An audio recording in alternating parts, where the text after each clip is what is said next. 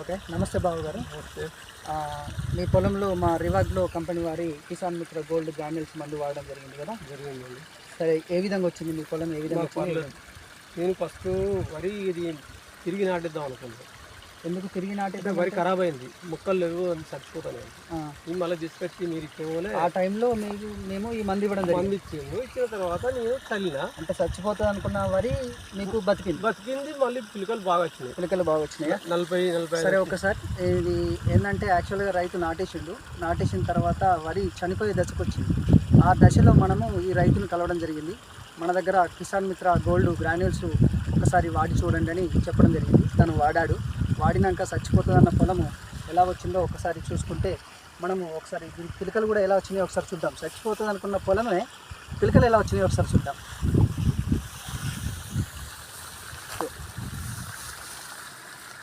1 2 3 4 5 6 7 8 9 10 11 12 13 14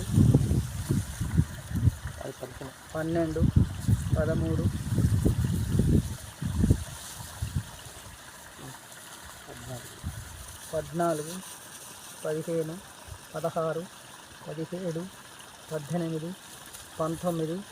21 22 23 24 25 26 27 28 29 30 31 32 33 34 35 36 37 38 39 40 41 42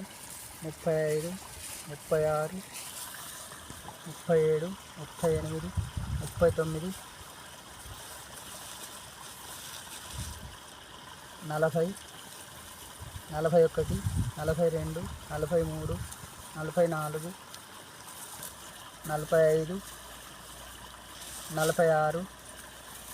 46 47 48 49 50 ఒక అద్భుతంగా ఈ పిలకలు రావడం జరిగింది. వాస్తవానికి మామూలుగా అంతకుముందు వాడితే 20 పిలకల కంటే ఎక్కువ వచ్చేది కాకుండా, కానీ చచ్చిపోతుంది అనుకున్న పొలము తిరిగి జీవం పోసుకొని ఒక 50 పిలకల వరకు వేయడం జరిగింది. ఈ రివాగ్లో వారి కిసాన్ మిత్ర గోల్డ్ గ్రాన్యూల్స్ అద్భుతంగా పనిచేసిందని తెలపడానికి ఇది ఒక నిదర్శనం.